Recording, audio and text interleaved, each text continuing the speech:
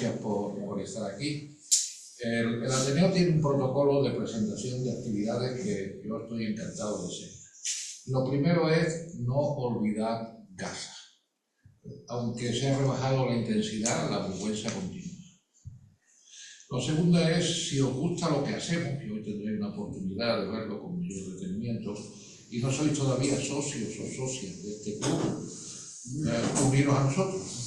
No es caro y, como veréis, oferta, variedad y calidad.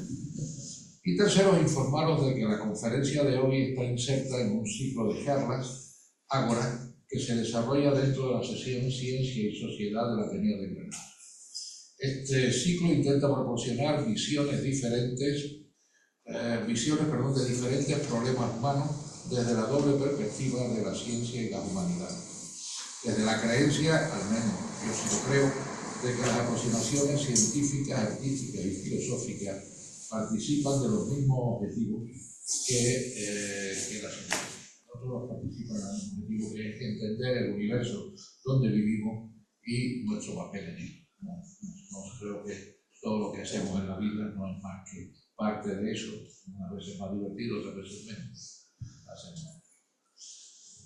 Y por último, presentaros a la conferenciante de esta tarde, Elena González Rey. Ella es una insigne representante de esto que hemos llamado Ágora, como nos muestra el propio título de su charla, donde ya aparecen Frida Kahlo y Ramón y Cajal. Elena González Reis es investigadora del Instituto de Parasitología y de Medicina López Neira del Consejo Superior de Investigaciones Científicas, instituto que está en Granada, junto a otros 4 más que representan esta gran cosa. Allí lidera un grupo dedicado a estudiar un tema que a mí me ha parecido interesantísimo, y estoy seguro que a ustedes también, que es cómo se relaciona el sistema inmunitario con el sistema nervioso, cómo se comunican entre sí. Ese es su principal objetivo del grupo que dirige. Su investigación busca entender cómo se regulan las defensas del organismo frente a infecciones o enfermedades autoinmunes o neurodegenerativas. ¿Y qué papel tiene esa conexión en trastornos neurológicos como la esclerosis múltiple, el ictus o el Alzheimer? Es decir, esa conexión entre esos dos sistemas que son tan importantes para nosotros y que, digamos, lo que quiero decir también cuando yo leí su currículum es que esto no solamente parece un objetivo de, bueno, vamos a intentar meterle mano, ¿no?, sino que ya hay resultados de bastante interés, en parte también debido al trabajo realizado por Elena. Ella estudió biología en la Universidad de Granada, donde también se doctoró, y amplió su formación en estancias científicas en Suecia y Estados Unidos. En su etapa postdoctoral trabajó con los grupos de los doctores Mario Delgado, y Doina Ganea, de Estados Unidos, expertos internacionales en neuroinmunología. En estos años descubrió que ciertas moléculas del sistema nervioso, los llamados neuropéptidos, pueden comportarse como reguladores del sistema inmunitario. Es decir, algo que pertenecía al sistema nervioso ya estaba conectado de alguna manera con el sistema inmunitario e inmunológico. Este hallazgo abrió la puerta a una nueva forma de entender el diálogo entre el cerebro y el sistema inmunológico. En 2006 comenzó su carrera independiente en la Universidad de Sevilla y en colaboración con el doctor Delgado y la doctora Ganea diseñó estrategias para generar células reguladoras y tolerogénicas capaces de frenar procesos autoinmunes. En colaboración con la empresa Tigenix describió por primera vez el poder inmunoregulador de las células madres mesenquimales. Estas son unas células que tienen una gran capacidad de convertirse en otras, derivadas del tejido adiposo, que más tarde se convertirían en la base del primer medicamento europeo de terapia celular halogénica aprobada para pacientes con enfermedad de Crohn. Desde 2010, Elena desarrolla su labor científica en el Instituto de Parasitología y de Biomedicina, donde consolidó su grupo como investigadora Ramón y Cajal y posteriormente como científica titular. Su trayectoria se completa en más de 30 proyectos de investigación, 19 de ellos como investigadora principal, además de colaboraciones con la industria biotecnológica. Tiene más de 100 artículos científicos, más de 11.000 citas, 5 patentes internacionales y la participación en varios ensayos clínicos. A mí lo que más me ha resultado interesante del currículum de Elena es que, aparte de que hace un estudio de lo que llamamos ciencia básica, es decir, lo que es biomedicina, bioquímica del cuerpo humano de una manera lo más básico, tiene a su vez la capacidad de convertir ese conocimiento en biotecnología. Tiene la capacidad de una persona que está haciendo esos estudios básicos capaz de ponerse también a desarrollar fármacos capaces de ya tratar enfermedades concretas y que afectan a bastante gente, como es la enfermedad de Crohn. Ha recibido premios como el de Investigación en Ciencias de la Salud de la Fundación Caja Rural en 2014, la Medalla de Andalucía en 2015, el premio Manuel Losada Villasante, profesor mío, a la Excelencia de la Investigación en 2018 y el premio a la Excelencia de la Investigación, supongo que es el Ciudad de Granada, sí, de 2021, ¿no? Además ha participado en más de 60 congresos y conferencias y ha formado a más de 25 jóvenes investigadores, incluyendo 8 tesis doctorales. Y esta frase también me gusta, la puso en su currículum, por eso la leo.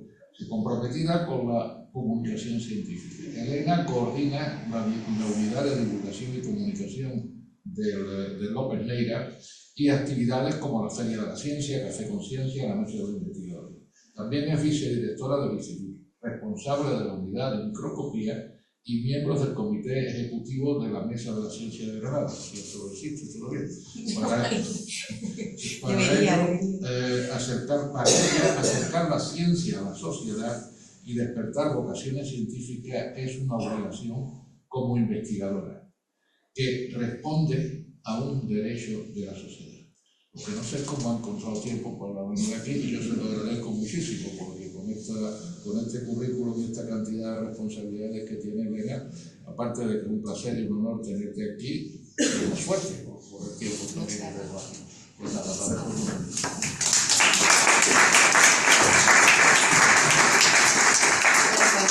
Yo voy a dar la charla de pie, ¿vale? Porque me gusta más moverme. No sé la voz porque he estado muy resfriada hace un par de semanas. Voy a intentar no subir mucho más, pero si no, pues cojo micrófono. A ver si no me interrumpe mucho la tos. Muchísimas gracias a todos y a todas por venir esta tarde y compartir este ratito aquí en el Ateneo. Muchísimas gracias, Emilio, por la presentación. Estoy muy abrumada, ¿verdad?, de escucharla. Y bueno, yo iba a empezar mi charla diciendo que efectivamente soy científica titular del Instituto de Parasitología y Biomedicina López Neira, que trabajo en el Consejo Superior de Investigaciones Científicas, en el PTS, en Granada, y que soy neuroinmunóloga, que trabajo por esa relación, intentando comprender esa relación, tanto en la salud como en la enfermedad, entre el sistema inmunológico y el sistema nervioso central, pero lo ha descrito yo creo que mucho mejor que lo estoy haciendo yo, Emilio. Y lo que venía a deciros es que no voy a hablar, evidentemente, de nada de esto en esta charla, sino que, aparte de mi pasión por la investigación, pues lo que voy a contaros aquí es otra gran pasión que tengo, que es el arte.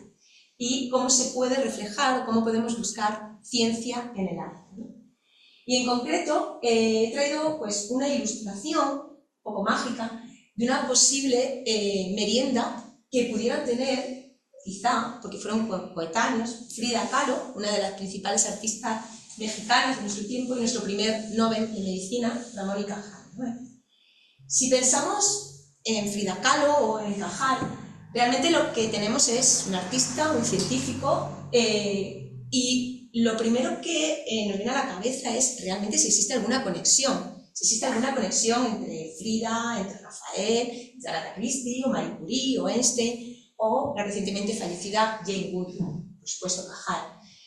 Si nos paramos a pensar detenidamente, seguro que la encontramos, porque artistas y científicos basan toda su creatividad y toda su actividad en la búsqueda, en la experimentación, en conocer, en la curiosidad. De hecho, trabajan con la originalidad, con la imaginación, con la necesidad de aplicar tecnología, con la necesidad de transmitir el mundo que nos rodea de maneras diferentes. Y todo eso lleva a mecanismos similares de descubrimiento, de necesidad de innovar, de necesidad de crear, y todo además imbuido en una gran sensibilidad que está patente tanto en los artistas como en los científicos, si andamos un poquito en su obra. Partiendo de esta premisa, realmente el arte es una manifestación desde, de todas las sociedades, ¿no?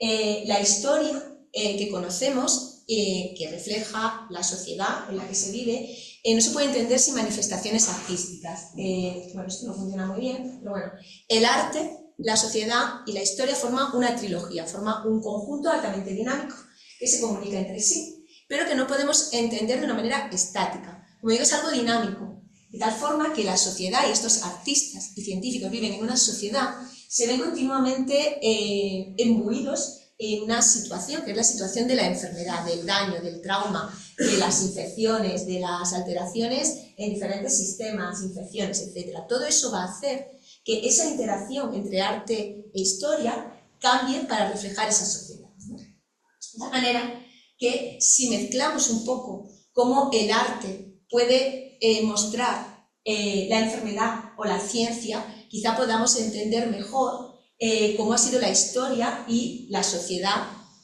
a través de su reflejo en el arte, mostrando las enfermedades que se han producido. Y eso es lo que vengo yo a contaros un poco aquí, a contaros un poco la historia de algunas enfermedades a lo largo de un recorrido histórico.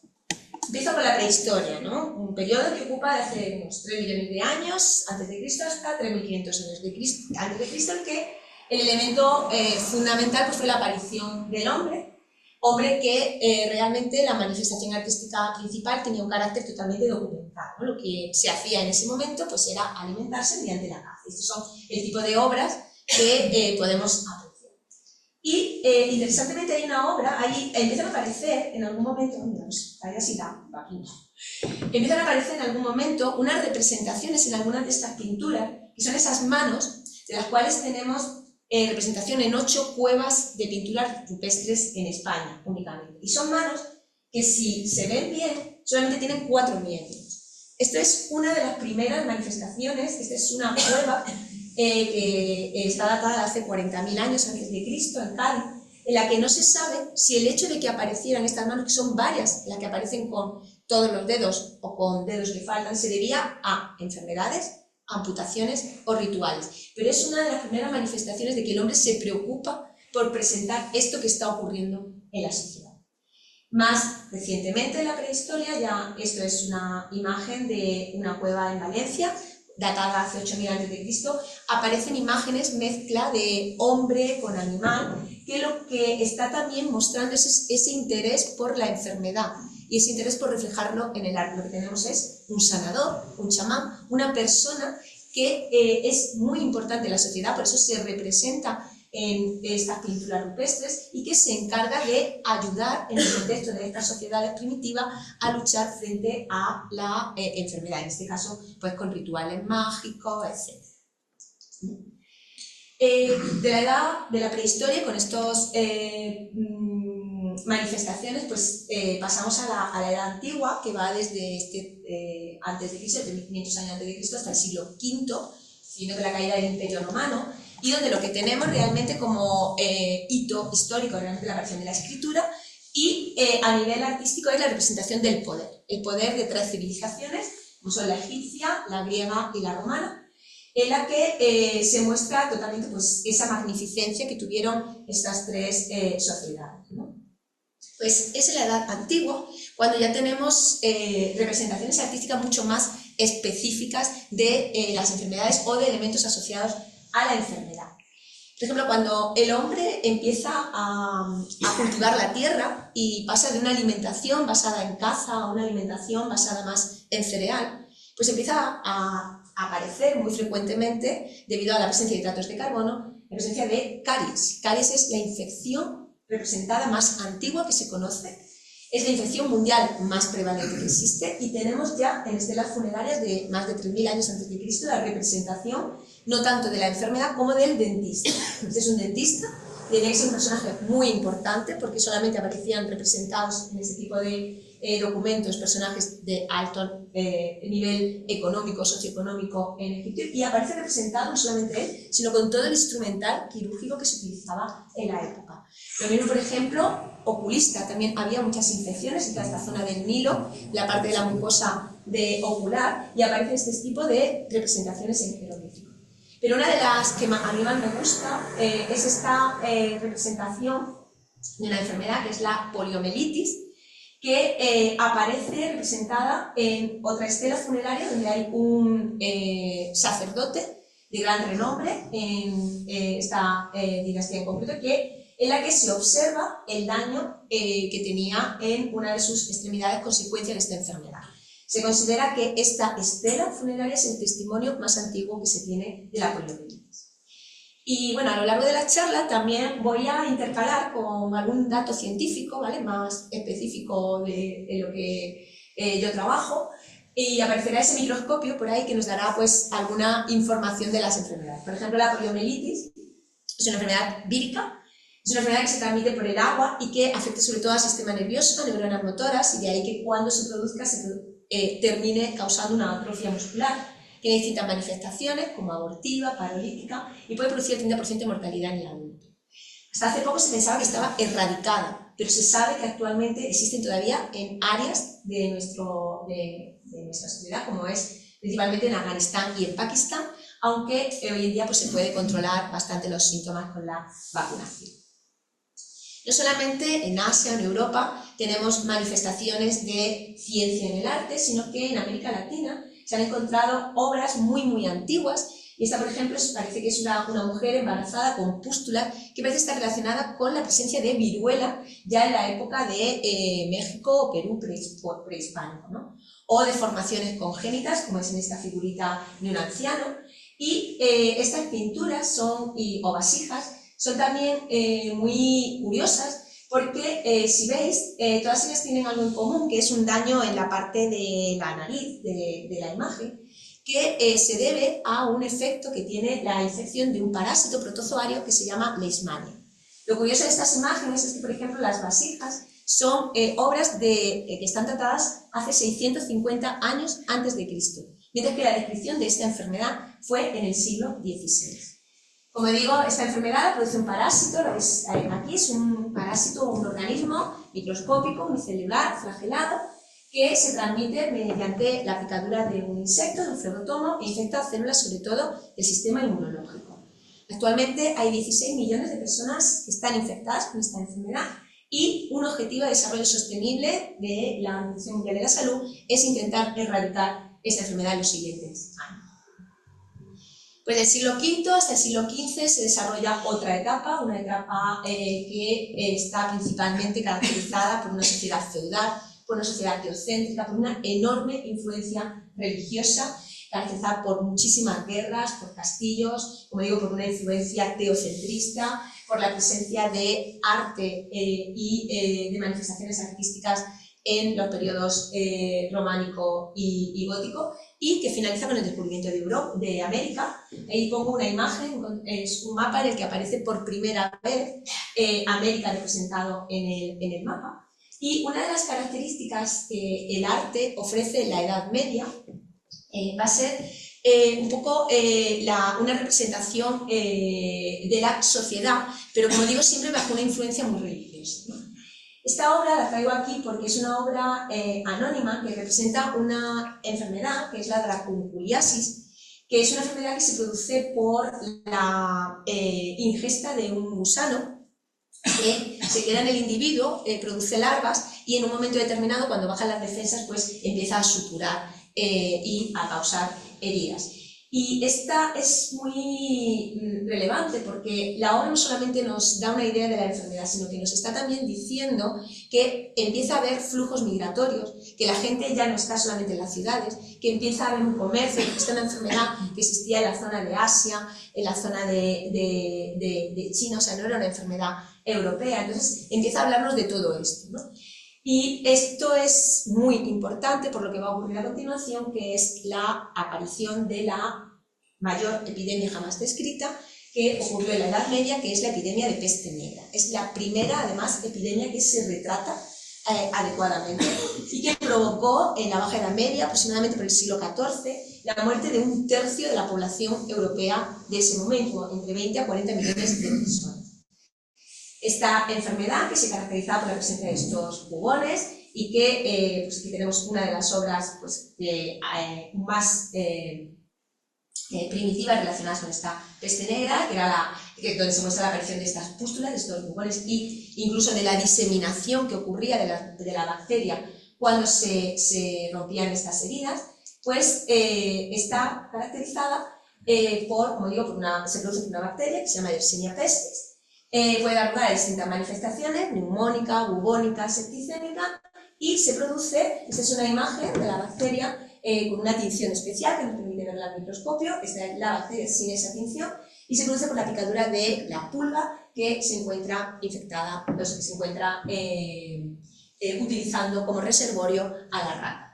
Y esta es una de las obras pictóricas más importantes y más relevantes que refleja esta peste negra. Es una obra de Peter Bruegel el Viejo, en la cual están representados todos los estratos de la sociedad, porque la peste negra no excluyó a nadie de la enfermedad, y donde hay un claro carácter religioso, en el que se ve perfectamente el carácter de que la enfermedad se ha producido por un castigo divino, porque la gente se está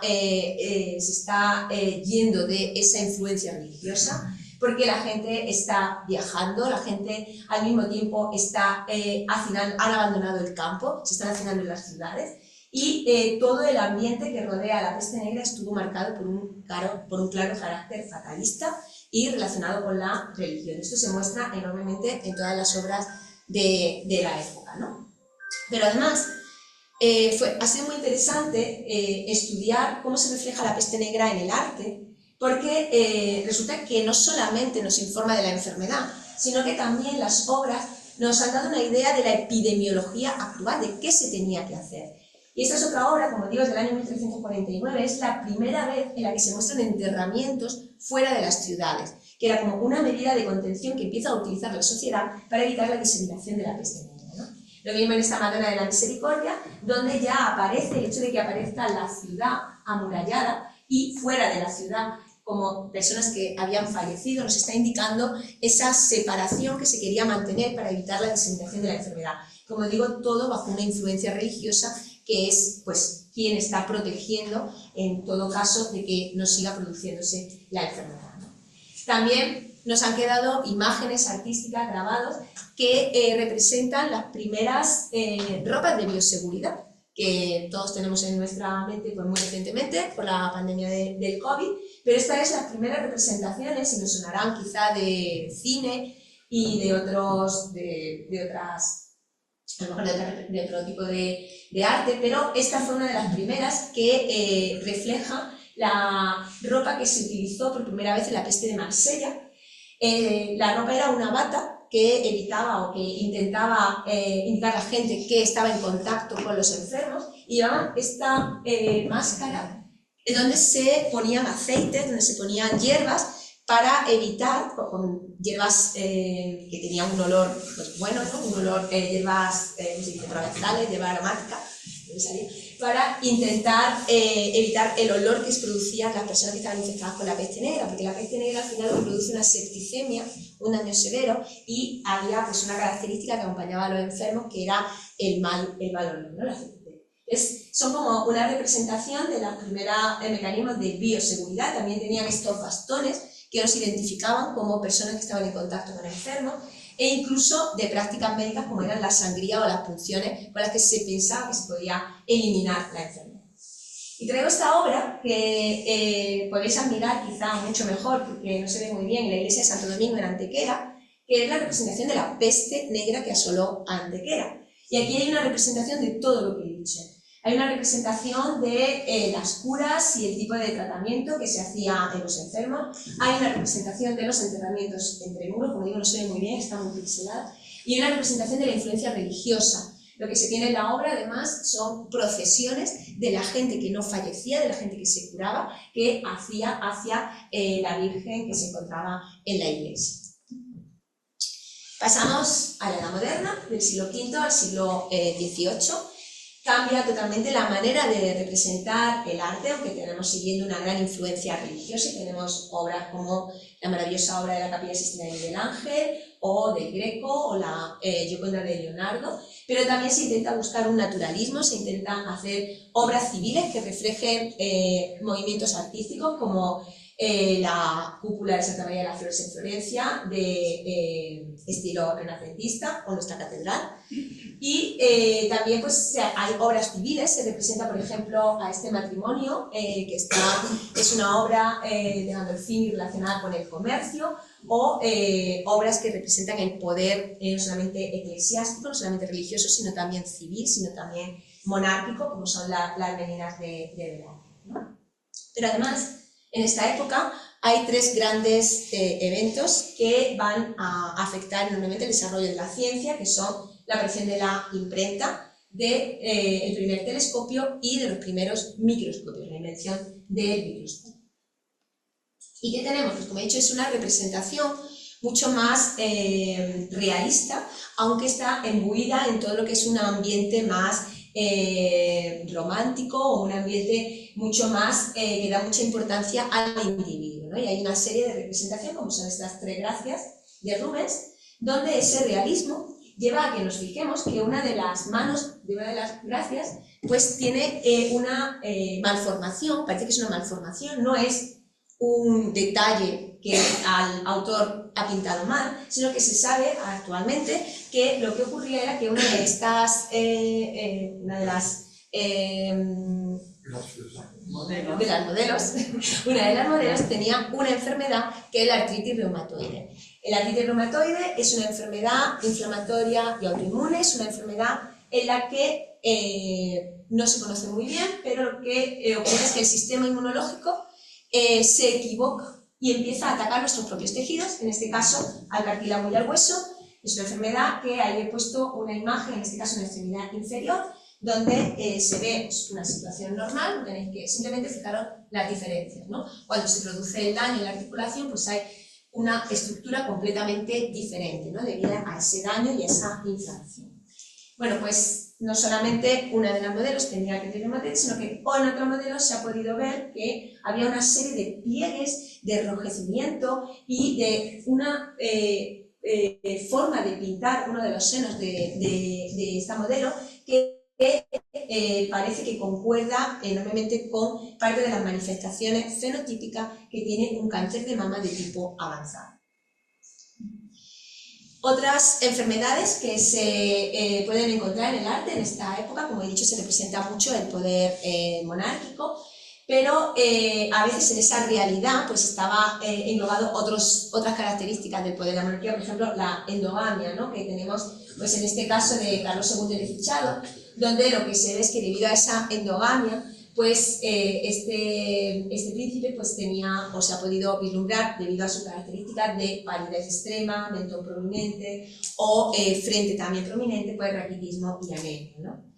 Esta obra también es muy interesante, es el síndrome de Ambras o manifestación de hombre lobo. Realmente no es un hombre lobo, es una enfermedad que se produce porque hay un crecimiento excesivo de vello, de pelo, en todas las zonas del individuo, excepto en las mucosas y en las palmas de las manos y de los pies. Este individuo existió, realmente se casó, tuvo 6 hijos y se trata de una enfermedad genética, una enfermedad rara que transmitió a 4 de sus descendientes. Fue extraordinariamente rara en Europa. Otras obras que nos muestran aspectos de la enfermedad en la sociedad es, por ejemplo, este Pierrot, que si bien tendría que ser un elemento alegre, pues no transmite eso porque lo que nos está mostrando es un Pierrot gigante, un Pierrot que probablemente el modelo tiene una enfermedad relacionada con la hormona del crecimiento, ¿no? O estos bufones pintados por Velázquez como parte de la monarquía en la que él representó pues, todo tipo de personajes y que de nuevo pues, viene a representar ese realismo, pues una serie de manifestaciones que están asociadas con el cretinismo o el hipotiroidismo, una alteración en la glándula tiroides, ¿no? Y esta, por ejemplo, también la traigo porque es una de las mejores representaciones que se han hecho de una enfermedad, que es la esclerodermia. La esclerodermia es una enfermedad hasta hace poco muy desconocida porque estaba como ubicada en las manifestaciones de otras enfermedades, pero hoy en día se sabe que tiene un componente autoinmune, un componente genético, un componente inflamatorio, y se caracteriza sobre todo por una afectación en el colágeno que hace que se produzca como si se quitaran capas de piel que dejaran a relucir todo lo que hay debajo, ¿no? De manera que esa delgadez extrema, esa visión de las venas nos está realmente informando acerca de esta enfermedad que, como digo, últimamente pues, se le está dando bastante foco en la ciencia.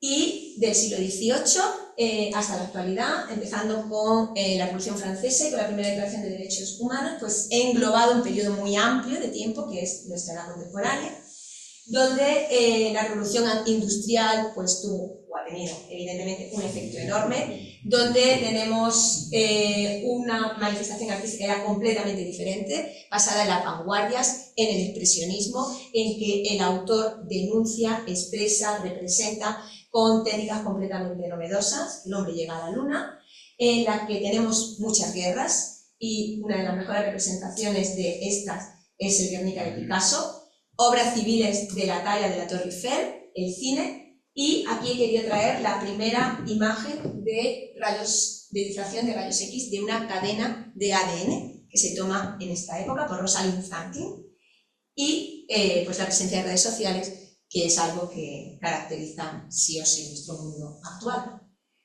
Pues bueno, ¿qué vamos a tener en la edad contemporánea? Aquí, como es un periodo amplio, he querido quizá matizar un poco cómo vamos a encontrar la enfermedad en el arte, ¿no? Entonces, por un lado, hay muchos cuadros de tipo social, muchas obras de tipo social, donde se refleja en parte de esa sociedad de una manera muy naturalista, ¿no? Y se representa la enfermedad que ocurre en esa sociedad. Por ejemplo, esta es una obra de un autor muy costumbrista, de William Hogarth, que representa una sala de abogados donde pues, una de estas figuras más prominentes tiene un ataque de gota. La gota era una enfermedad causada por pues, el ácido úrico y atacaba sobre todo, o estaba presente en los miembros más pudientes de la sociedad, ¿no? Entonces no había ningún problema en representar esto como parte de la realidad pictórica. Esto ya era un poquito más complejo. Este mismo autor hace una serie de obras que se llama Matrimonio a la moda, ya que lo que representa es el matrimonio de conveniencia de este momento, del siglo XVIII, siglo XIX. ¿Qué ocurría en el matrimonio de conveniencia? Pues evidentemente que eran matrimonios en los que sobre todo el marido buscaba pues, otros placeres fuera del matrimonio, y esto traía consigo pues, la manifestación que a lo mejor quedaba no advertida en algunas obras, pero que está aquí, que es la presencia de pústulas que caracterizan una enfermedad que es la sífilis. La sífilis es una enfermedad de transmisión sexual, es una enfermedad que puede ser congénita, y aquí muestro una obra de esa sífilis congénita que fue realizada por Edvard Munch y que fue incluso retirada de una exposición universal porque parece que afectaba a la tolerancia del público, o sea, el público se sintió como muy afectado, cuando era una realidad esta enfermedad congénita. La produce esa bacteria que se llama Treponema pallidum. Es una bacteria, que aquí tenemos una imagen de microscopía electrónica, y la misma imagen pero coloreada, que como veis parece una espiral porque pertenece a la familia de las espiroquetas. Y afecta esta bacteria, puede afectar al sistema nervioso, al sistema cardiovascular, y actualmente pues si se detecta a tiempo se puede tratar con los antibióticos, pero en su momento pues fue muy contagiosa y realmente pues producía bastantes alteraciones en esos sistemas. Otra representación social de la enfermedad es la tuberculosis. La tuberculosis es una enfermedad que está presente casi desde la historia de la humanidad con la aparición del ganado. Y una de las muestras más antiguas que se tienen de la tuberculosis es esta momia, esta obra egipcia en la que aparece una manifestación ósea de la tuberculosis. Y de hecho se piensa, cuando se han analizado las tumbas de Akenatón y Nefertiti, que pudieron también tener tuberculosis. La tuberculosis, en contraposición con la peste negra, se llamó la peste blanca. Fue una gran epidemia también, pero se llamó así porque afectaba a la mucosa, a los pulmones. Entonces lo que se producía era mucho moco, por ahí el nombre de peste blanca. Esta bacteria es un bacilo, el Mycobacterium tuberculosis. Aquí lo veis de nuevo al microscopio, y tiene una característica, es que puede formar una especie de hilos o cordones entramados que van bloqueando la capacidad a la hora de respirar y a la hora de poder tener una vida normal, ¿no? Y esto, por ejemplo, es uno de estos cordones, pero visto con alta resolución con el microscopio electrónico. Se transmite aéreamente la tuberculosis, actualmente se puede tratar con antibióticos, pero hoy por hoy sigue siendo la enfermedad infecciosa más prevalente. El 33% de la población, 1 de cada 3, puede que tengamos tuberculosis, pero lo que pasa es que puede estar en un estado silente. Y algo muy interesante me ha parecido para mostraros aquí es que se llamó la epidemia del romanticismo, porque esta enfermedad cursaba con una caquexia, con una languidez, con una palidez extrema, y resulta que muchos de los artistas de la época, por ejemplo Modigliani o por ejemplo Chopin, tenían esta enfermedad. Entonces se pensaba que el tener la enfermedad te generaba un desarrollo de creatividad artística superior a los demás. Entonces había mucho trasfondo social en infectarse o no infectarse, hasta dónde se podía uno infectar para poder tener este grado de creatividad artística. Otra epidemia, junto con la peste negra y con la peste blanca, es otra enfermedad, es la viruela. La viruela se ha llamado la epidemia visible. No hay más que ver, ¿no? O sea, como cualquier representación de la viruela es estas deformaciones que deja la pústula que produce el virus. Esta obra es muy interesante también porque este es un autorretrato de Fernando II de Médici. Este era un personaje extremadamente importante y el hecho de que en un retrato no se muestre no se quiera mostrar el poder, la fama del retratado, que era de lo que se trataban los retratos, pues pone en manifiesto, por ejemplo, la importancia de la enfermedad en la sociedad, ¿no? Y hay otro aspecto relacionado con la viruela, y es que durante mucho tiempo se ha creído que la viruela fue una de las causas de éxito de la conquista de América y la eliminación de los pueblos indígenas. Hoy se sabe, y os mostraba esa pequeña figura de terracota, al principio de mujer embarazada con pústulas, pero no solamente eso, sino que se han encontrado vasijas, mochicas, del siglo II, entre el siglo II y el siglo VIII, que parece que estaban también, como se puede ver, da una representación de la afección de la viruela. De manera que se piensa que antes de la conquista de América ya existía viruela en determinados núcleos de indígenas, en determinados núcleos de población. Sin embargo, la manifestación de la viruela más importante en la sociedad fue entre los siglos XVIII y el siglo XX, y murieron 300 millones de personas afectadas de esta enfermedad.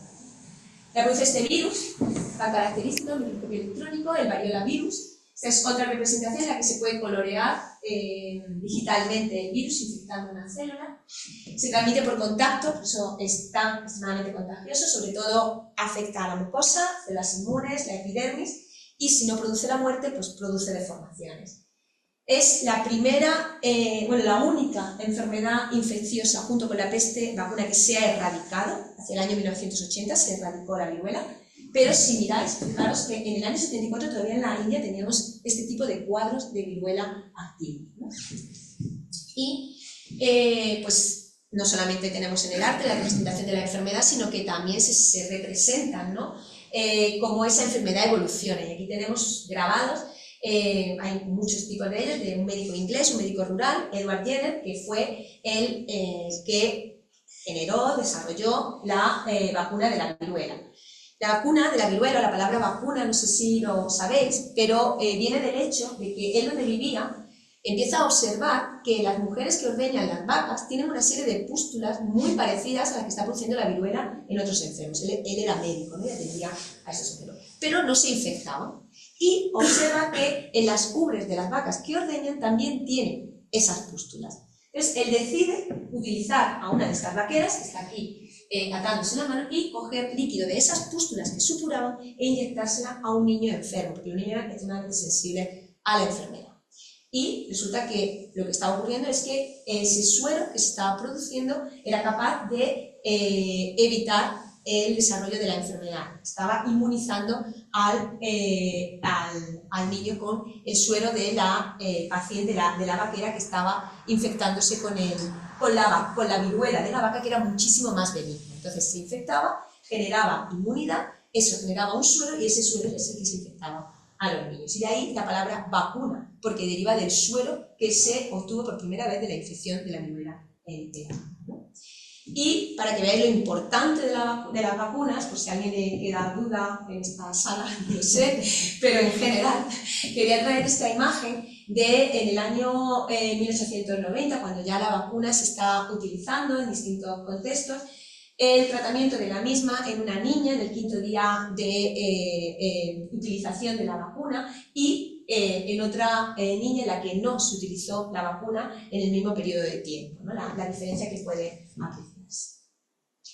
Pues hemos tenido la representación social de la enfermedad, ¿no? Pero el artista también puede representar cómo percibe la enfermedad en otros.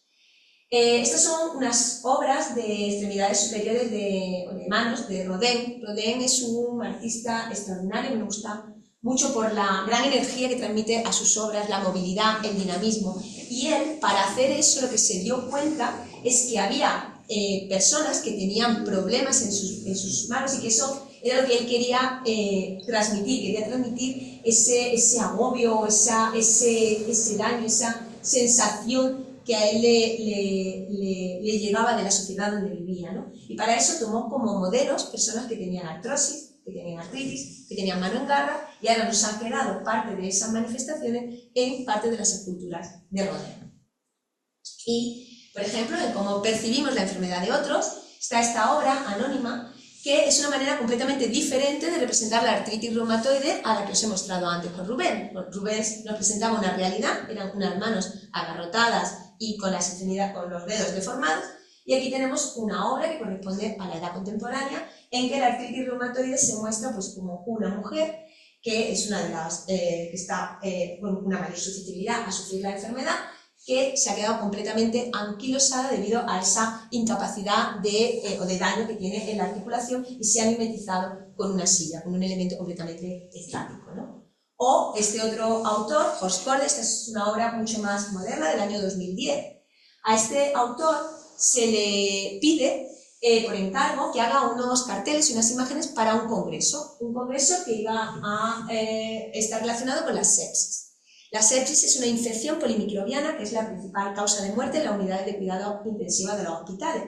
Y lo que produce la sepsis, también lo hemos escuchado con la pandemia, es un daño bacteriano sistémico que produce una producción de mediadores inmunes totalmente desorganizados y eso genera un fallo multiorgánico, ¿vale? Y entonces lo que hizo Hordes es que se fue a ver durante 6 meses unidades de cuidados intensivos y a las personas que estaban allí, y creo que queda bastante claro las repercusiones de la sepsis y el daño sistémico con el que él intenta mostrar en estos paneles, ¿no? De la enfermedad. ¿Y qué ocurre cuando el artista refleja la enfermedad que él padece? Pues aquí tenemos una serie de retratos que hace un autor alemán que se llama William Huttermohlen, porque a este autor le diagnostican Alzheimer cuando tiene 60 años y decide que va a empezar a pintar una serie de autorretratos a lo largo del tiempo. Como veis, la serie acaba con este retrato, donde ya no hay ni definición de sí mismo y de esta enfermedad, el Alzheimer. El Alzheimer es una enfermedad neurodegenerativa, crónica, irreversible, asociada al envejecimiento, la principal causa de demencia actualmente. Se piensa que en unos años, 1/4 de la población mayor de 65 años tendrá esta enfermedad, no tiene cura, no tiene detección, con lo cual hay muchísima necesidad de investigar esta enfermedad. Y os muestro aquí, pues, no sé si alguna vez habéis tenido ocasión de ver un cerebro post-morte sano respecto a un cerebro con Alzheimer. Es una imagen de resonancia magnética y lo que ocurre en el cerebro realmente es que se produce una muerte neuronal, hay una atrofia en el cerebro, ¿vale? Y lo que os pongo abajo, que no sé si habéis tenido ocasión de ver, es una de las manifestaciones que hoy en día no se sabe tanto si está relacionado con la causa o la consecuencia, que es la acumulación de proteínas que no se eliminan adecuadamente del cerebro y que parece ser que influyen en esa muerte neuronal, que es, vemos la imagen en blanco, es una muestra de tejido sin peptidoamiloides, sin estas proteínas, y luego tenemos otra muestra de tejido con estos grumos marrones que son las acumulaciones que parecen intervenir en la muerte. Aquí tenemos a nuestra tertuliana de hoy, a Frida Kahlo, creo que sus obras es una de las mejores representaciones de reflejar en el arte su propia enfermedad. Frida, muy joven, sufrió un accidente que la destrozó prácticamente a nivel de toda ella, a nivel de, tuvo que sufrir más de 32 operaciones quirúrgicas a lo largo de su vida, le destrozó las clavículas, las costillas, la pelvis, la columna, y creo que lo que ella mostró a través de sus obras es esta enfermedad, actualmente también muy en el foco de la investigación, que es la fibromialgia. ¿Y qué ocurre cuando la enfermedad la padece el artista, pero puede afectar su técnica? Edgar Degas fue un autor, un impresionista, principalmente especializado en obras relacionadas con bailarinas, con el ballet. Y esta es una obra del año 1870, los años 1870, completamente diferente de esta unos 20 años después. En la segunda obra se ha especulado mucho acerca de la influencia del impresionismo, de la técnica pictórica, de cómo evolucionó en su propia manera de entender el arte. Pero lo que se sabe es que Degas sufrió degeneración macular, que es una enfermedad de la retina asociada al envejecimiento en el que se produce una distorsión de las imágenes. Entonces no se sabe bien si parte del efecto y de la influencia en esa obra tan bonita y con tantos matices impresionistas podía estar parte de la enfermedad del autor, ¿no? Lo mismo ocurre con Renoir. Renoir al final de su vida sufre una artritis reumatoide muy severa que le obliga a pintar con la paleta atada a la mano, así como el pincel, de tal forma que cuando empezaba a pintar, para poder cambiar de color o para poder cambiar de pincel, tenía que llamar y tenía que pedir ayuda, porque si no, no podía coger ni siquiera las cosas, ¿no? Tenía, como veis, aquí se observa todo ese efecto y como él acaba en una silla de ruedas, ¿no? Pues tenemos esta obra de los años 1880 de Renoir, Las bañistas, y una obra completamente diferente, de nuevo unos 20-25 años después, en los que llama la atención pues que ya el color es muy parecido, es una gama mucho más homogénea que en este cuadro, la pincelada es mucho más difusa, y de nuevo pues podría estar formando parte de su propio desarrollo pictórico dentro del impresionismo, pero se sabe que realmente estuvo afectado por que parte de sus cuadros de toda esta época están afectados por un tipo de pincelada similar debido a la enfermedad. Y desde mi punto de vista, el mejor autor impresionista, Vincent Van Gogh, pues también va a tener una influencia clara de la enfermedad en su técnica. Si yo os preguntara qué tienen en común los tres cuadros, ¿qué me diríais? El amarillo, efectivamente. Bueno, pues Vincent Van Gogh fue una persona pues, muy especial, muy sensible, tuvo muchos problemas a nivel mental, tuvo epilepsia, paranoias, esquizofrenia, y tenía que tratarse con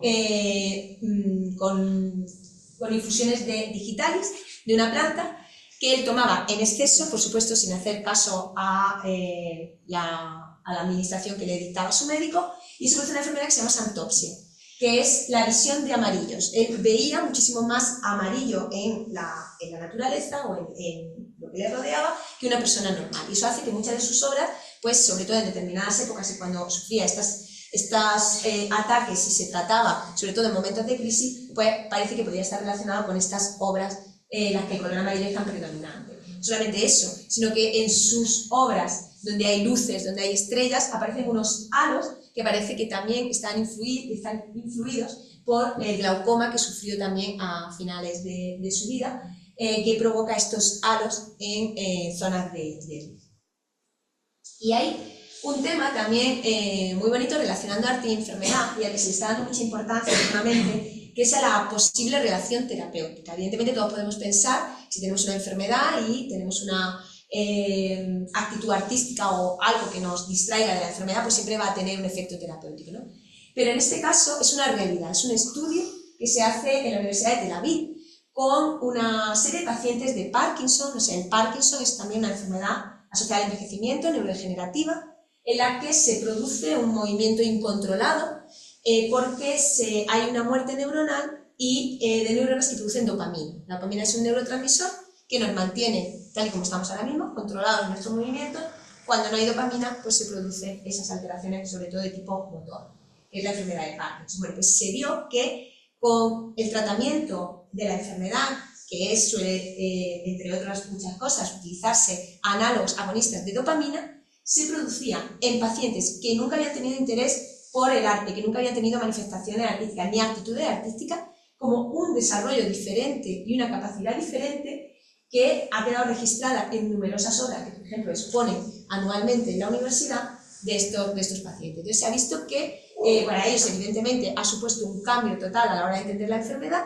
y, además, pues, se está intentando investigar cómo hace ese tratamiento o qué está estimulando para que se pueda hablar de esa relación con el arte, ¿no?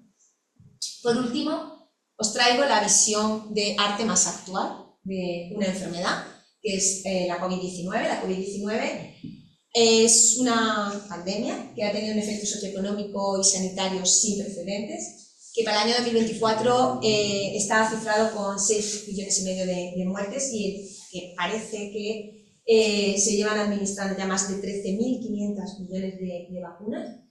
Aquí, no sé si, supongo que todos los hemos visto, el coronavirus, ¿vale? Carácter del microscopio electrónico con esta cápside llena de espículas. No sé si es tan común ver lo que es una célula epitelial sana y una célula infectada por coronavirus.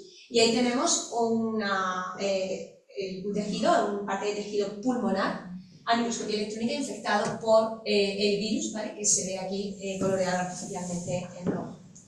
Bueno, pues esta enfermedad trajo consigo un confinamiento que no era nuevo. Acordaros, en la peste negra ya teníamos confinamiento, pero que no pudo de ninguna manera, como no lo había hecho antes ninguna de estas enfermedades, parar la capacidad de manifestarse artísticamente del hombre. Y por iniciativa de 3 publicistas de Barcelona, se crea el primer museo de arte digital, que es el COVID Art Museum, que yo recomiendo que lo visitéis porque tiene obras muy interesantes. Es una iniciativa completamente gratuita en la que todo el que quisiera podía mandar una obra en el formato que quisiera, vídeo, collage, pintura, fotografía, etcétera, mostrando cómo sentía, lo que pensaba, lo que sentía y cómo había vivido la enfermedad, ¿no? Tenemos pues obras tan curiosas como este paquete con besos y abrazos urgentes, que es frágil, o esta imagen de la dama y el vagabundo en pandemia, ¿no?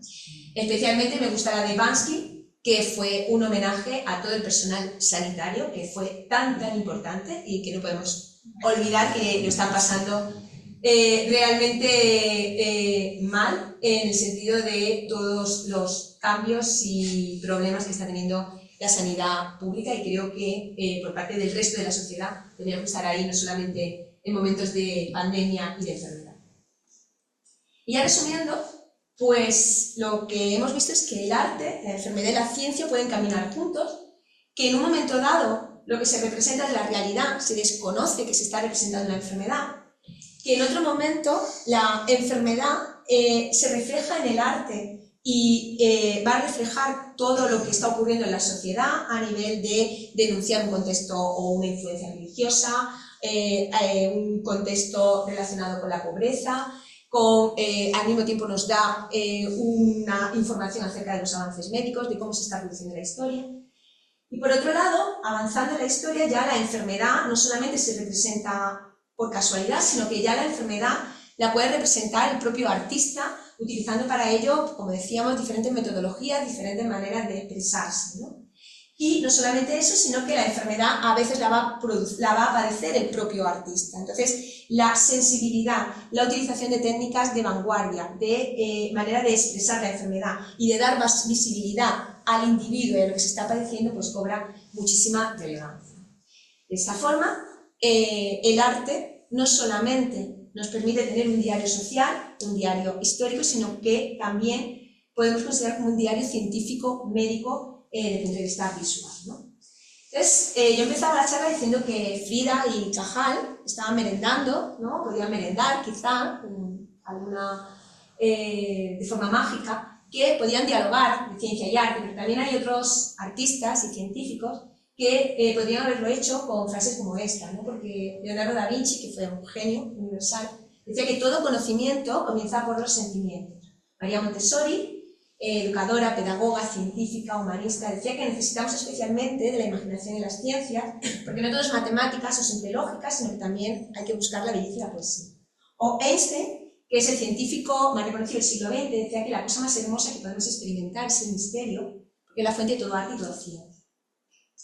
Y no solamente el arte plasma la ciencia, sino que la ciencia puede utilizar el arte. Aquí os muestro algunas obras de mi laboratorio totalmente casuales, en las que nos hemos encontrado. Esto es una representación de microscopía de una estructura que rodea los nervios, que es la mielina. Cuando hay una enfermedad, estos aritos pues, adoptan esta forma y evidentemente es una desorganización y pues, lo que tenemos son caras, ¿no? Caras diferentes. Estos son parásitos, como el de la leishmaniasis que he mostrado. En este caso produce una enfermedad que es la enfermedad del sueño, y aquí tiene una tinción específica que parecen pues, pequeños extraterrestres, ¿no? O esto, que es un fantasma, que no es más que otra célula del cerebro, que es un astrocito completamente diferente del mismo tipo celular, astrocitos, pero en un contexto completamente distinto que parecen arañas. O esta luna llena, que realmente es una imagen de microscopía de los vasos sanguíneos que existen en nuestro cerebro. Y yo decía para terminar, pero os engaño un poquito. Yo trabajo en este instituto, como decía al principio, el lema del instituto es conocer para curar. Trabajamos con enfermedades infecciosas, inflamatorias, neurodegenerativas, cáncer, etc. Y hace unos años cumplimos el 75 aniversario y quisimos mezclar lo que hacíamos en el instituto y plasmarlo de una forma artística. Y esto es un pequeño vídeo de los 5 minutos.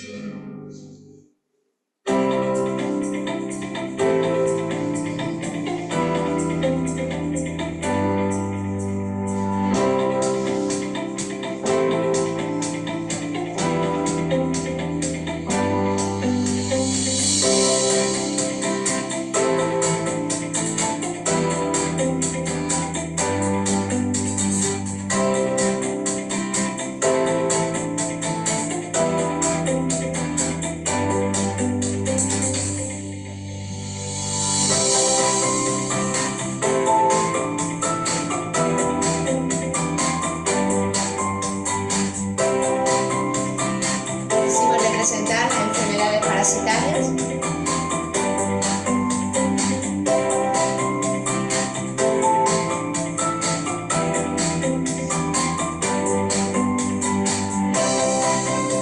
Ahí tenemos virus.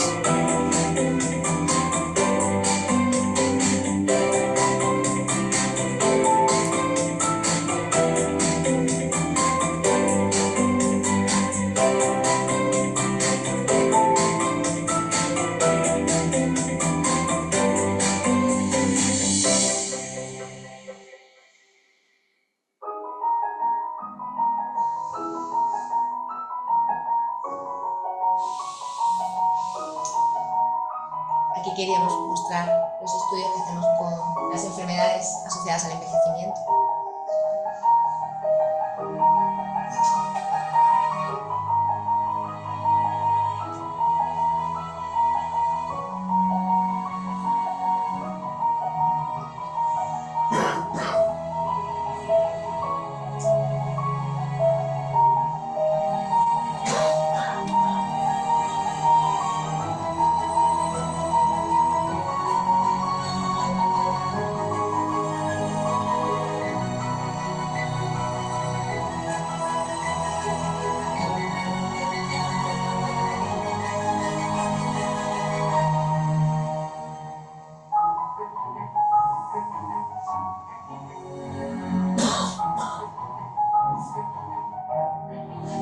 Enfermedades inflamatorias autoinmunes como la artritis reumatoide o la esclerosis múltiple, que también trabajamos.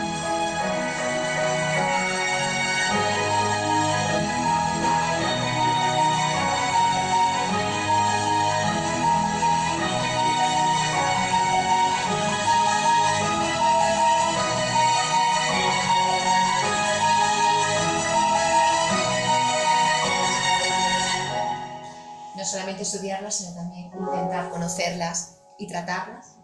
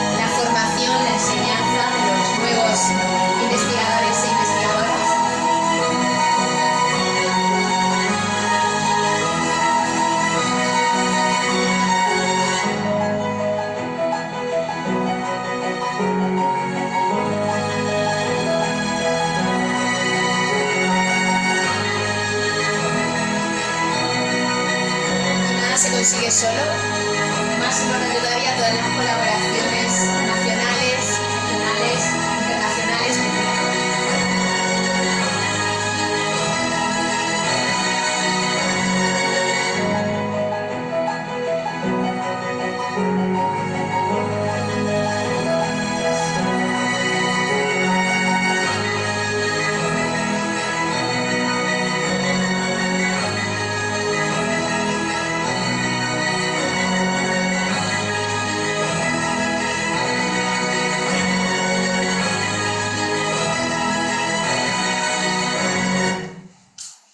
Y ahora ya sí, estamos casi terminando.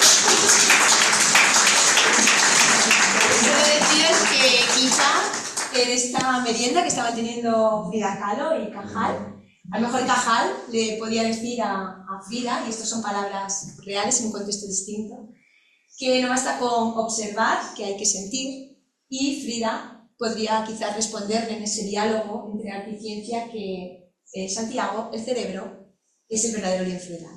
Y ahora sí, muchas gracias.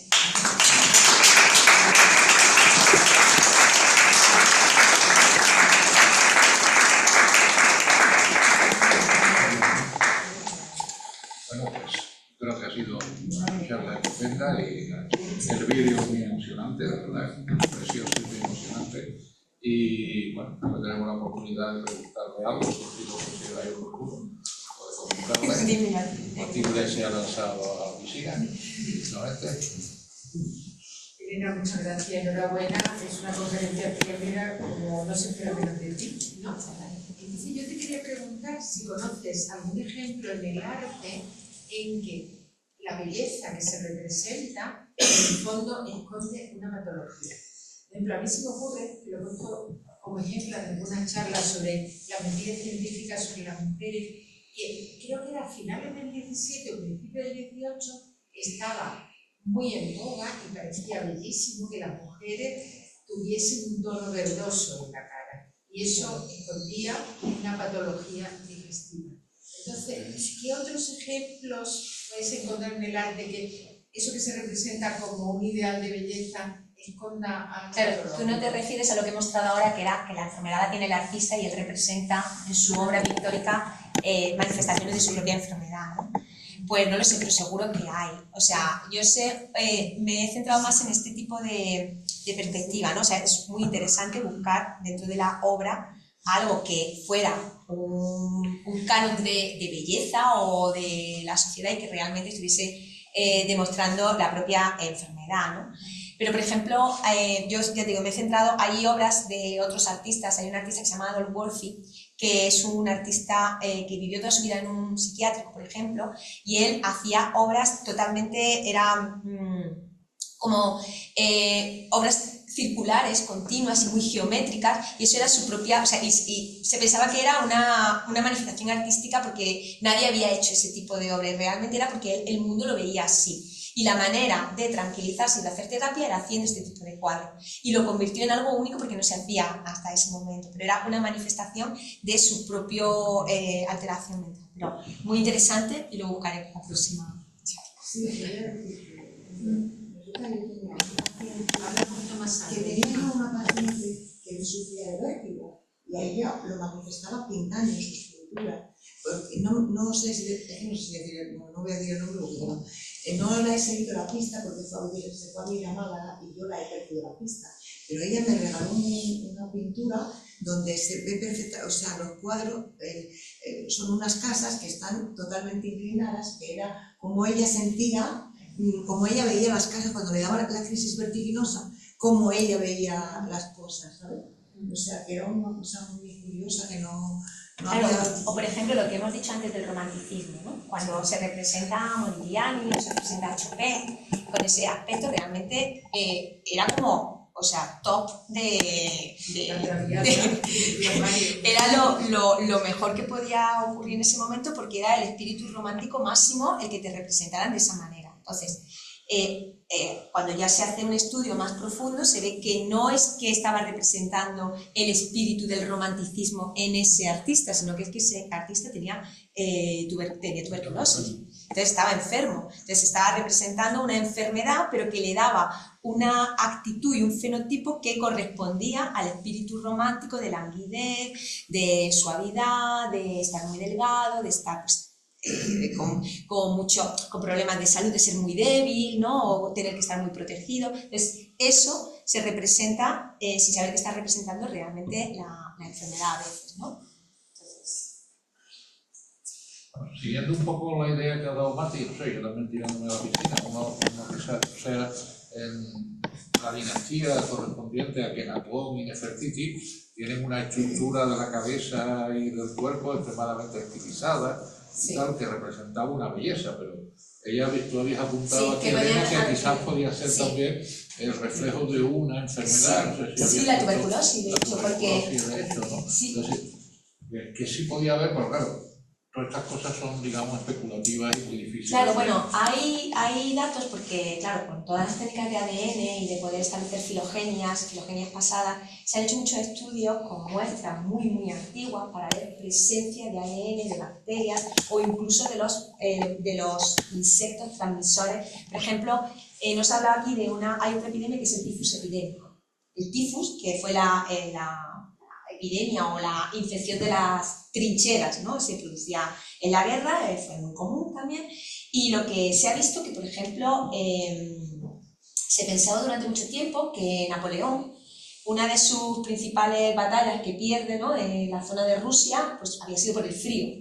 Pues se vio que realmente se debió a que perdió un contingente enorme de hombres porque estaban todos infectados con el tifus epidémico. Y eso se ha visto porque cuando se han sacado los cadáveres y se han hecho muestras de ADN, se ha encontrado el agente transmisor del tifus. Entonces, por ejemplo, pues eso ha quedado reflejado porque hay muchas pinturas... Esa noticia es reciente, además, porque yo creo haberla leído no hace demasiado.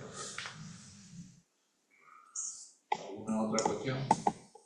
No, yo quería preguntarte una pregunta que has tratado todas las enfermedades y en ciencia y arte, pero sin embargo veo como que has dejado de lado las enfermedades mentales.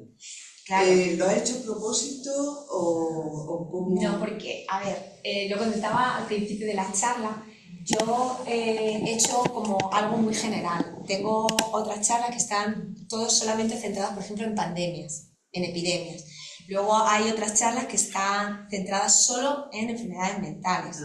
Entonces, hay como son como distintas. Entonces, este es un poco recorrido en la historia por cómo se va expresando la enfermedad y el arte a lo largo de la historia, ¿no?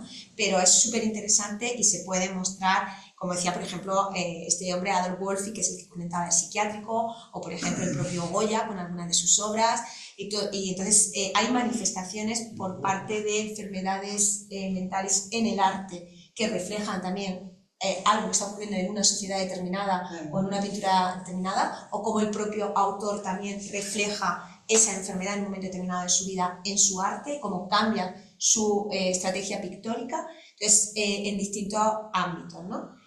Ya digo que he ido como, empecé hace unos años con este interés en el arte y en la ciencia, con la pandemia, y decía yo a ella que tengo la primera vez que me arriesgué fue ver si realmente encontré el COVID Art Museum y dije, jolín, pues a lo mejor no sabía que se había representado, o sea, la peste negra, sí, la representación de la peste negra, pero no sabía que había tanta información acerca de pandemias representadas en el arte, ¿no? Entonces, a raíz de ahí hay obras, por ejemplo, y ahora no me acuerdo muy bien cuál es el autor, pero hay un libro muy bonito que se llama Un neurocientífico en el Museo del Prado. No me acuerdo quién es el autor, pero y es un recorrido, por ejemplo, por las obras del Museo del Prado desde el punto de vista de las enfermedades neurodegenerativas también, ¿no? Entonces... Ya yendo más a las sutilezas, también hay actores, me acuerdo de uno que voy a citar, en donde ya no solamente enfermedades, sino posición social, es decir, vayamos a la ideología para entendernos rápidamente, sí. ¿no? Viene a la memoria inmediatamente Goya, a las personas de los círculos abiertos, liberales de su época, con los que él comulgaba, aunque no sean, en el caso de mujeres guapas, en el sentido, digamos, canónico de la palabra, las pinta siempre agraciadas y despiertan simpatía.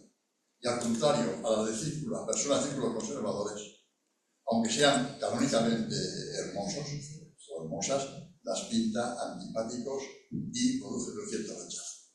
Creo que también, no estamos hablando ya de enfermedades, sí. pero no deja de ser otra manera que la pintura refleja, en este caso pintura, pero seguro que hay otras manifestaciones, los posicionamientos y digamos, las diferentes vistas de formas de ver la sociedad y su evolución.